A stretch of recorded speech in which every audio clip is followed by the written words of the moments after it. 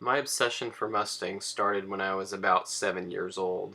It was in the early 90s, and the Fox body Mustangs were out, but I didn't really recognize them back then as Mustangs. I didn't really know much about them. I did have a couple model cars like this, though, that I had gotten for Christmas. This is exactly like the one that I had. It was a yellow 70 Boss 302, and I actually had two of these. And I really liked the car. I really liked playing with it, and I'd put my little toy action figures inside and drive it around and things.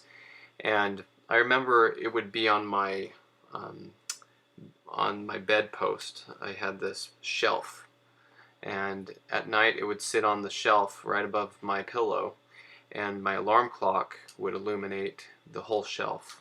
And I remember playing with this Boss 302 and listening to rock music. We have a local rock channel that plays classic rock from 60s, 70s, which would be the era of this muscle car, the Boss 302.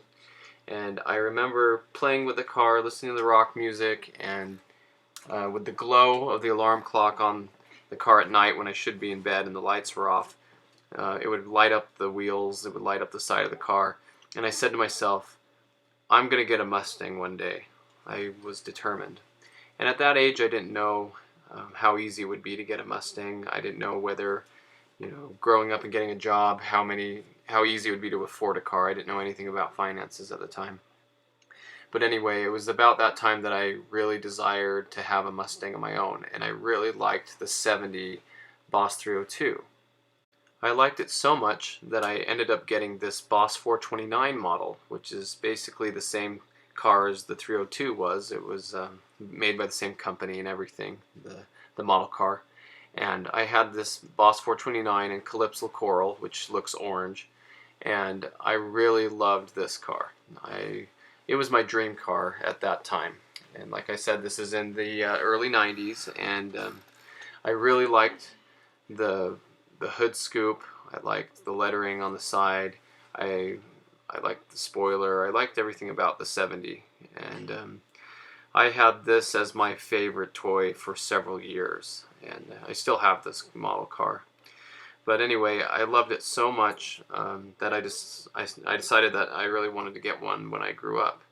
And I remember going to a car show once in a small town nearby that holds a really good car show, and there was a Calypso Coral Boss 429 sitting there, and I remember the trunk was open and there were some kids sitting in the back in the trunk. They must have been the grandkids or the kids of whoever owned the car. And I remember thinking that they were so lucky. They were able to sit in the trunk of that Boss 429. And I remember how weird it was seeing the car in person compared to how my model car looked, because I had studied my model car so well, but there were little tiny things about the real car that just looked more detailed and more in depth. And so I really love that car. And back then, Boss 429s were going for 30,000, 20,000. They were pretty expensive, but they were still quite obtainable. And I think that's what we're going to be seeing with the Terminator Cobras. People will look back and see a time when they were obtainable, but they were still expensive, and then the prices will probably go through the roof, and then they'll be just hard to get. But anyway, I really like the Boss 429. I like the 70s Mustangs. People ask me if I like the old cars, and I do. I grew up loving the old Mustangs.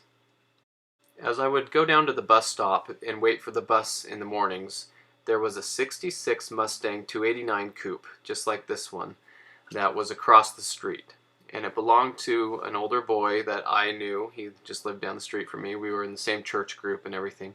And I remember seeing that red Mustang parked across from the bus stop every morning, and he would leave just a couple minutes before the bus would come every day. And I remember waiting and waiting for him to come out, and he'd come out and fire it up, and it sounded real loud, sounded really good. And I remember him just driving off, and every day I just waited for that moment, and I really liked it. So at one point, that became my dream car. I really wanted a red 66 Mustang.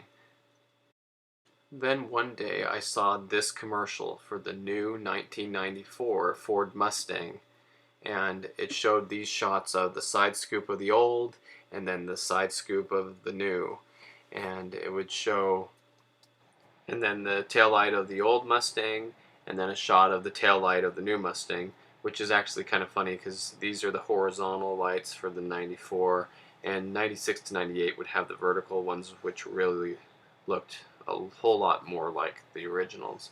But it did have 3-bar tail lights, and that's what Ford was going for in the time, and they were trying to be futuristic. But anyway, when I saw this commercial, I really liked the car. I thought, wow, that looks cool. And it did look like the old Mustang, in my opinion. And I was at an age where I could distinguish and I could see the similarities, because the Fox body had nothing like this. It had no scoops, it had no bar tail lights like that. There was nothing that looked like it. So then there were some older people in my neighborhood who purchased a silver V6 convertible. It was a 95. It looked just like this one. And I remember they would bring it over to the neighbor's house and visit the neighbors, and I'd go out and look at it. And I really liked it. I knew where they lived, and they lived on the main drive, so when we'd be going to town and they had the garage door up all the time, I'd look over and I'd see it, and I noticed it all the time. And I really liked it. And again, let's remember that there hadn't been very many cars at this point besides the old muscle cars that really looked like Mustangs, that really caught my attention. So I really started to like the SN95 Mustang, and I thought it was a really good looking car. It was aggressive, and for the time it was a good car. Then the new Edge Mustang came out, and I really, really liked it. It was really close to the SN95, but it just looked so much better. They had squared off all the lines. Probably my favorite thing about it was how much taller they made the side scoops on the door. It goes all the way down the door line instead of halfway down the door line. The headlights look good.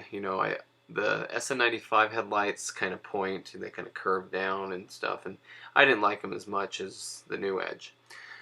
So everything about the new Edge was just so cool to me, though. I think they had done an amazing job taking a car that I liked and cleaning it up and making it just look really aggressive and beautiful. And when I was 16, there was we bought the first Mustang we had, my brother and I, a 97 Laser Red V6. And when we were on the car lot, there was one exactly like this. Laser Red GT, 5-speed, brown leather. It was an amazing looking car, and at the time it was $20,000, and there was no way that my parents were going to let us get this car. It was still pretty new. It had like 10,000 miles on it. It was really low mileage. It was really new. It was really nice. So I remember really, really, really wanting that car. But we were looking at some other Mustangs on the lot, and there was Laser Red V6, and our parents agreed to let us get that, so we were just thrilled.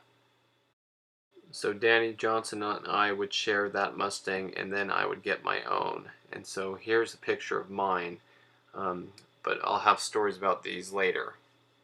So as I turned 16, I was extremely happy to get this really nice 97 Laser Red 5-speed Mustang. It was a V6. I put the Cobra wheels on it. These are the Y2KR Cobra replica wheels on it, and the striping, and I put GT dual exhaust and the clear corner and Cobra headlights and fog lights.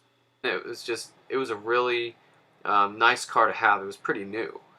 And to put things in perspective, these are the cars my friends had, a Topaz and a Honda Civic. I mean, those were their cars, and my Mustang to me was just such a beautiful and awesome car to have at the time, and I was very grateful for it.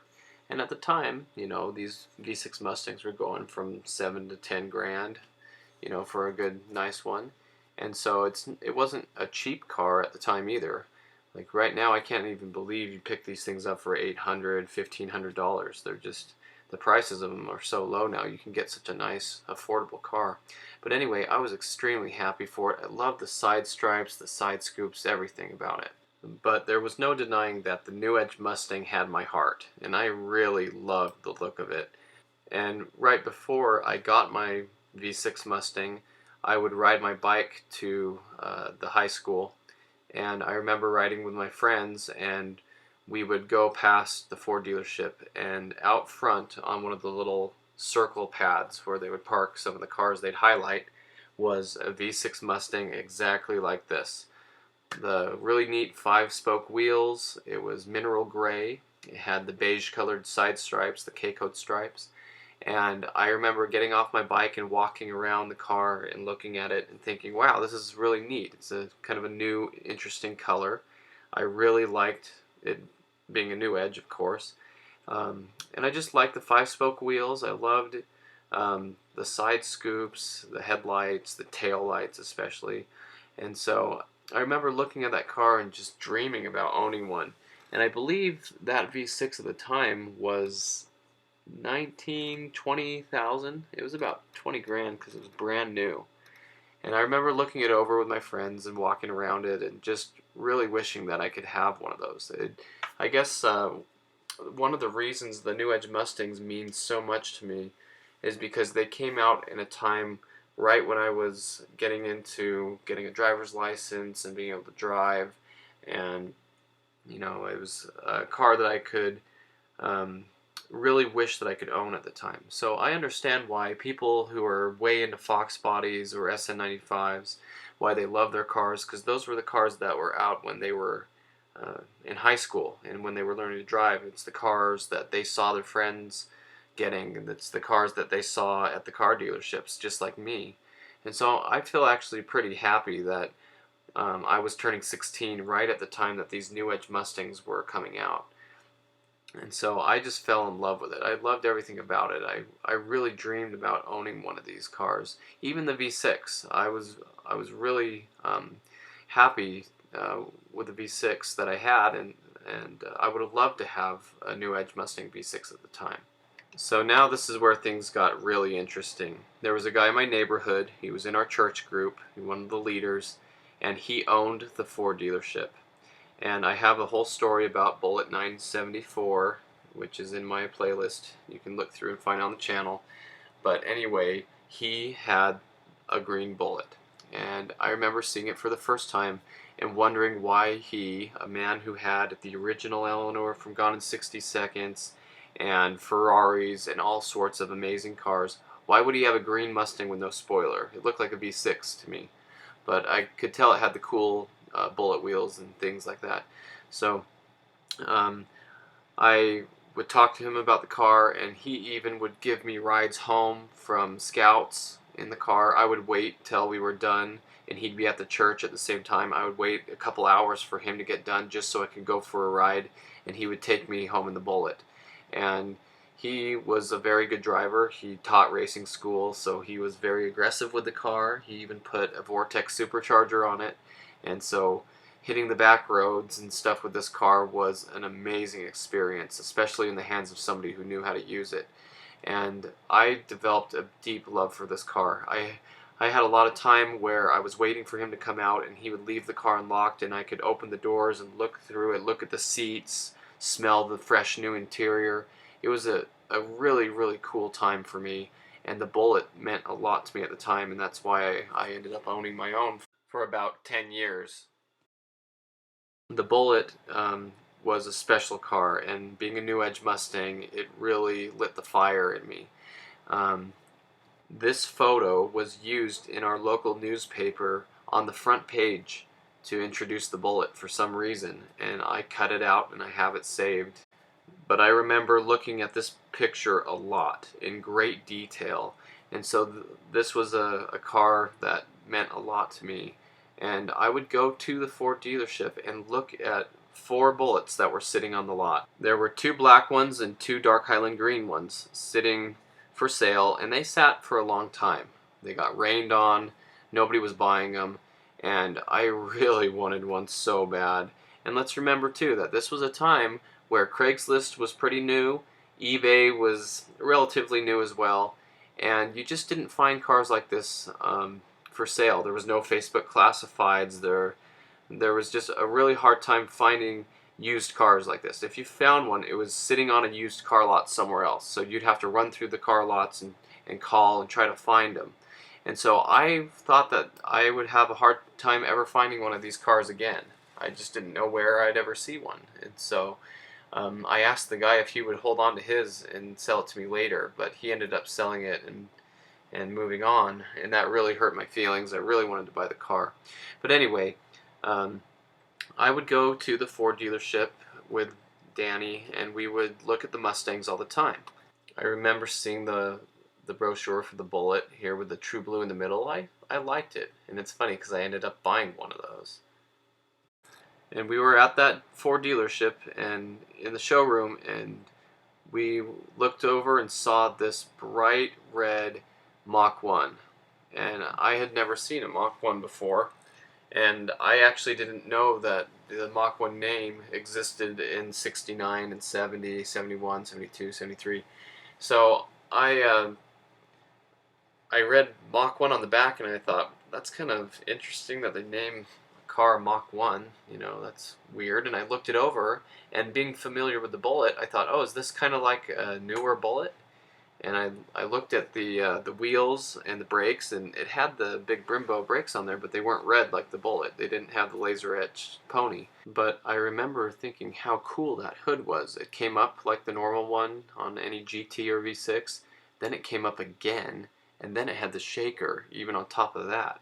And I remember looking through the side window and just looking out the front of the car and seeing that hood like a big mountain range in front of you. And I thought, man, that is so cool.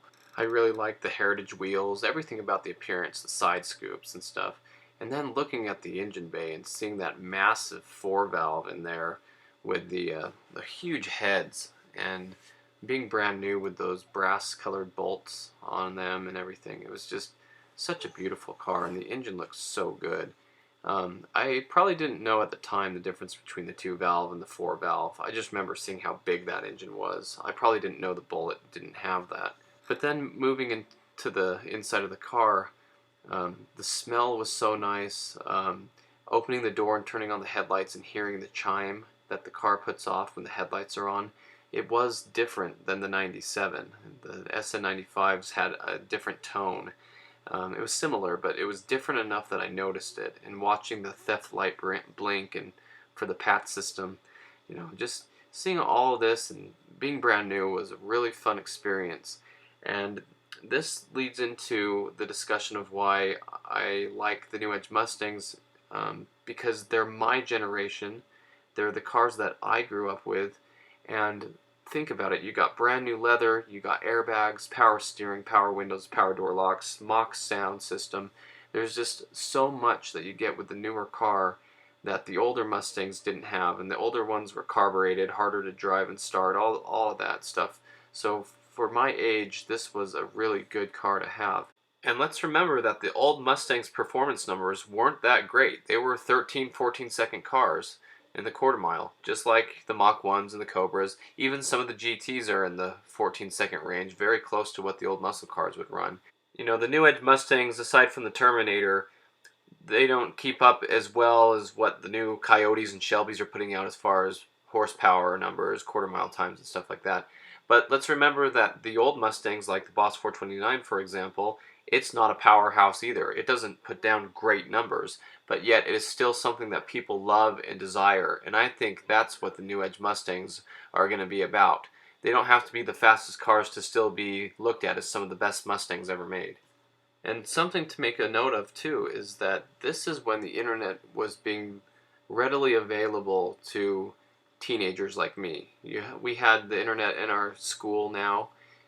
We could be on the computer and look on Google and things, watch YouTube videos. It was all relatively new, but it was just this wealth of information and pictures and video that had been coming out that we didn't have before. You know, you'd go to the library and find a book about a Mustang if you were lucky, but I remember looking at pictures of Mustangs and seeing this picture of the Cobra R doing a burnout, and the sun was just right on it, the bright red color, everything was so cool about this car that I fell in love with it for a little while. I really wanted a Cobra R.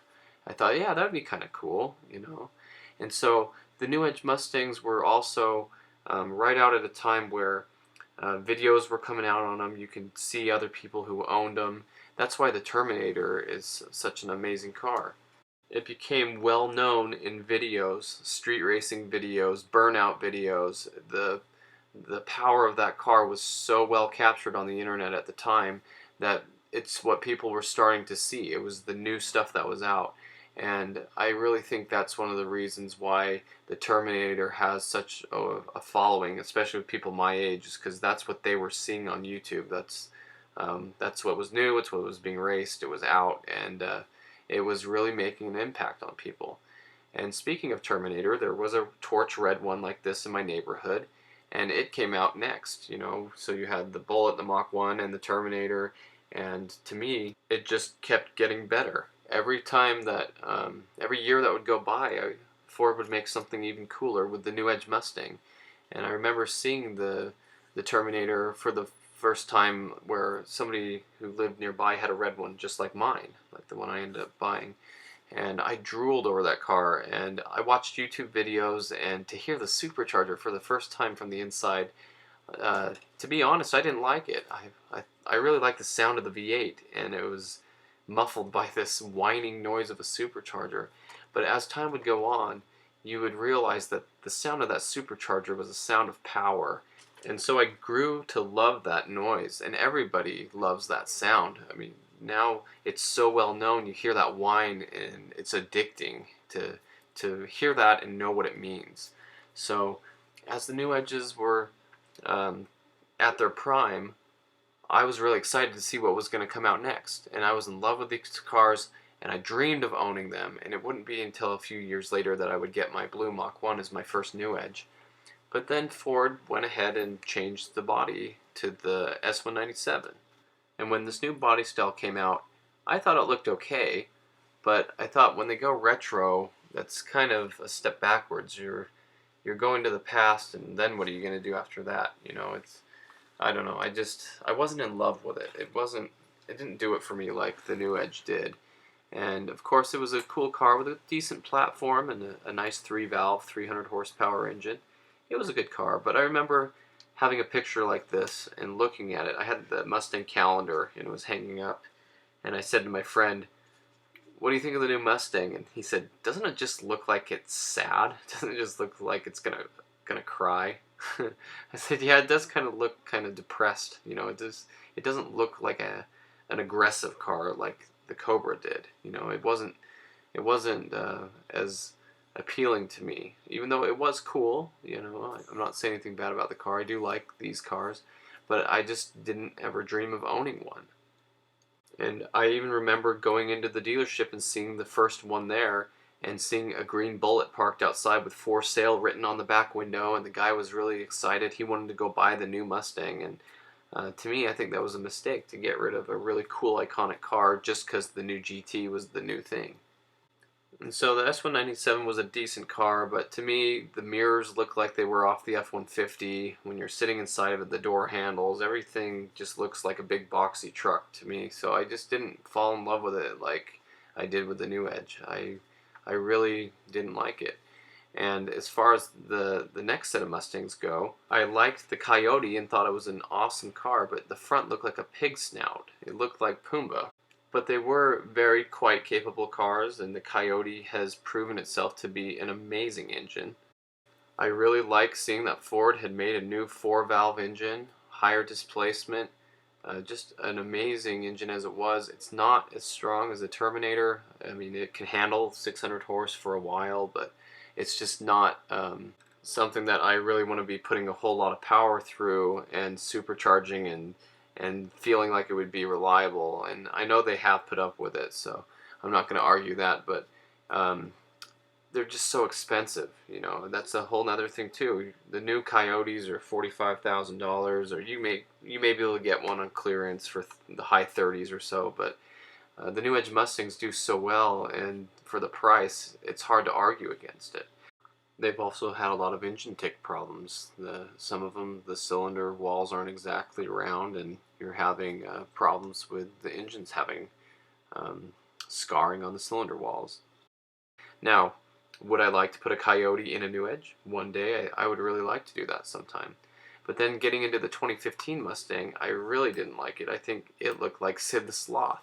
Its headlights were far apart, and when people ask me about it, I say it has a face that only a mother could love. I just don't love the front end. It looks so much like the Taurus, and it's a cool car, and I've considered owning one. I almost bought a red 2016 5.0 6-speed just to have for a little while in daily drive. So I'm not totally against the car, and I think the Coyote would be an awesome car to have and drive around with lots of nice available displacement out of a naturally aspirated engine. So I like the cars a lot, but every time I go to buy one, I thought, well, fetch, for the freaking same price as a Terminator, I'm buying this Coyote. So I ended up buying my Red Cobra because that's where my heart is. I just love the new Edge Mustangs. I will say though, when I watched the movie A Faster Horse and I saw the car in clay, I really did like the body lines, and I really think that they put some good engineering into the car.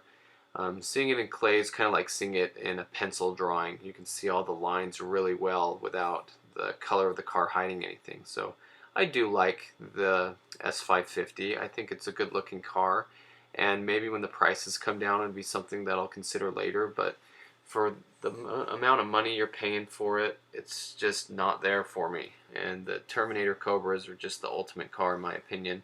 So having loved the new Edge Mustangs and having grown up with them and having them come out right when I was 16, I think that really developed the deep passion and love I have for that car.